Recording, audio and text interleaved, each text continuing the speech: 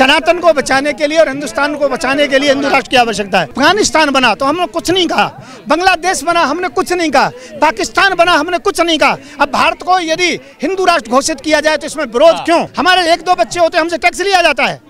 और दूसरा, मुसलमानों के 10-10, 100-100, 20-20 बच्चे होते हैं, उनको फ्री राशन दिया जाता है, उनसे टैक्स भी नहीं लिया जाता है। समस्या ये आ रही है हमको सबसे बड़ी।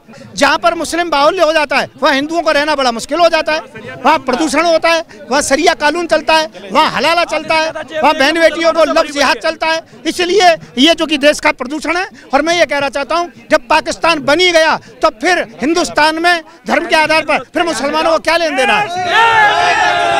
कुछ राक्षसी कीड़े अपनी छल पूर्वक जनसंख्या इस प्रकार से बढ़ा रहे हैं कि आने वाले समय में वो जनसंख्या के दम पर अपने भारत पर कब्जा कर लेंगे। भारत तो रहेगा पर भारत में सनातन संस्कृति नहीं रहेगी। हम मांग नहीं कर रहे हैं, हम डिमांड नहीं कर रहे हैं। हिंदू राष्ट्र हमारा था और रहेगा और हम बनाकर रहेंगे। सनातन को बचाने के लिए हिंदू राष्ट्र की जरूरत है या फिर हिंदुस्तान को बचाने के लिए हिंदू राष्ट्र की जरूरत है?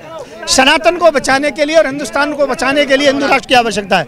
ये दोनों का एक दूसरे का अपर्याय है, पर्यायवाची शब्द हैं। तो मैं ये कहना चाहता हूँ, हिंदू राष्ट्र की तो अत्यंत आवश्यकता है, चाहे वो सनातन की बात हो चाहे हिंदुस्तान की बात हो। इसमें सबसे बड़ी सनातन और हिंदुस्तान दोनों की बात है, दोनों खतरे में है, तो दोनों को खतरे से बचाना बहुत जरूरी है। लेकिन अगर कोई इस्लामिक राष्ट्र की बात करता है या फिर खालिस्तान मांगता है और फिर वहीं हिंदू राष्ट्र की मांग की जाती है, तो अगर हर कोई अलग अलग मांगेगा, मैं कह रहा हूँ पाकिस्तान में अफगानिस्तान बना तो हमने कुछ नहीं कहा, बांग्लादेश बना हमने कुछ नहीं कहा, पाकिस्तान बना हमने कुछ नहीं कहा। अब भारत को यदि हिंदू राष्ट्र घोषित किया जाए तो इसमें विरोध क्यों? मुसलमानों को चाहिए आगे आए और हमारा साथ दें और पूरे जो कि यहाँ पर मांग करें कि भारत हिंदू राष्ट्र होना चाहिए।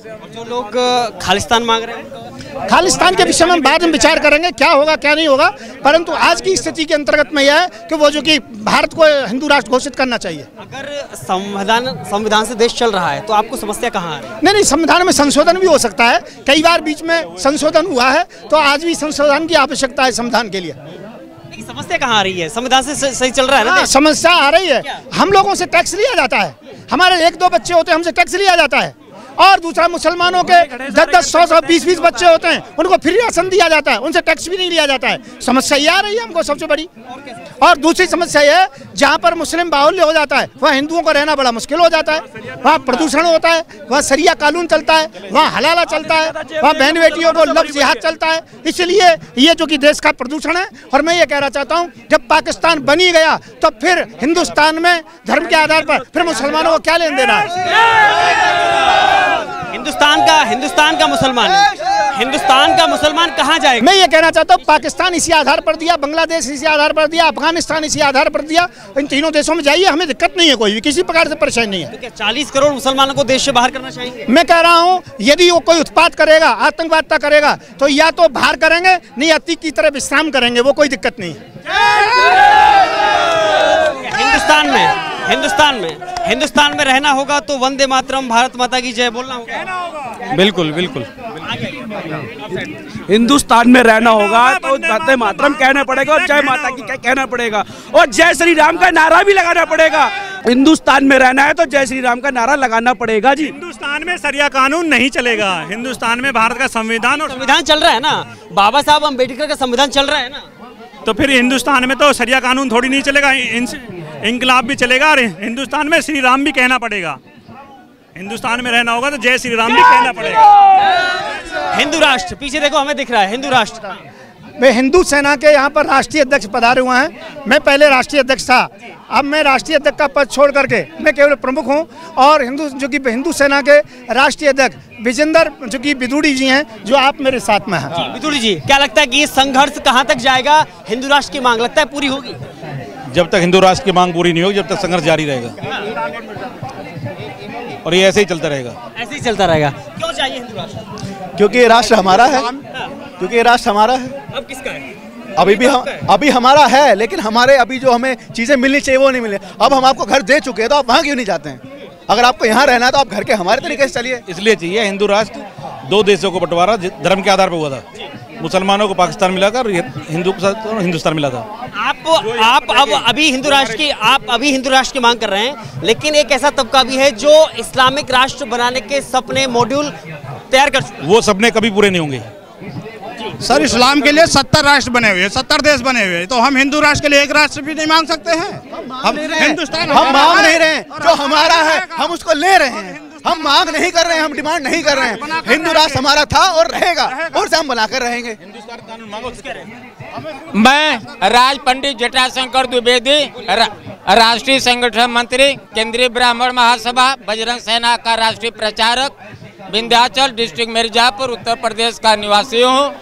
हमारे लोग हिंदू राष्ट्र बनना चाहिए।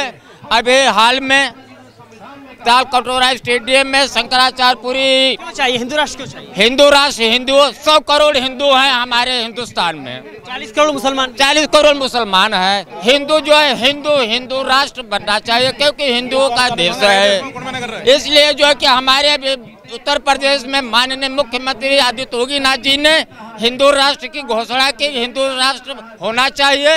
हिंदू राज्य के लिए हम लोग लड़ाई करेंगे जब तक हम लोगों का हिंदू राष्ट्र नहीं घोषित होगा, क्योंकि अभी जो है कि देश में हिंदू जो है कि हिंदुस्तान का हिंदू है। हम लोग ब्राह्मण समाज हिंदुस्तान है, हिंदुओं का है, जो कि पाकिस्तानों के लिए पाकिस्तान का अलग राज्य है। हिंदुस्तान जो है हिंदुओं का है, और कोई नहीं रहेगा। हिंदुओं का रहे, लेकिन हिंदुस्तान घोषित होना चाहिए। और कोई नहीं होगा हिंदुस्तान में, और कोई नहीं रहेगा। सबको रहने का अधिकार, पर हिंदुस्तान कानून के अनुसार रहने का अधिकार है। क्या नाम है? ललित कुमार। हिंदू राष्ट्र क्यों चाहिए? जब शरणार्थियों के 3 देश बन गए, जो शरणार्थी आए थे हमारे देश में बन के, वो रो पीट के ताकत के दम पे या छल पूर्वक हमसे 3 देश ले गए, अफगानिस्तान, पाकिस्तान और बांग्लादेश। तो क्या हम भारत के जो मूल निवासी हैं, क्या हम अपना एक भारत भी सुरक्षित नहीं रख सकते? तो इसलिए हमें भारत हिंदू राष्ट्र चाहिए, जिससे कि हम अपनी सनातन संस्कृति को बचा सकें।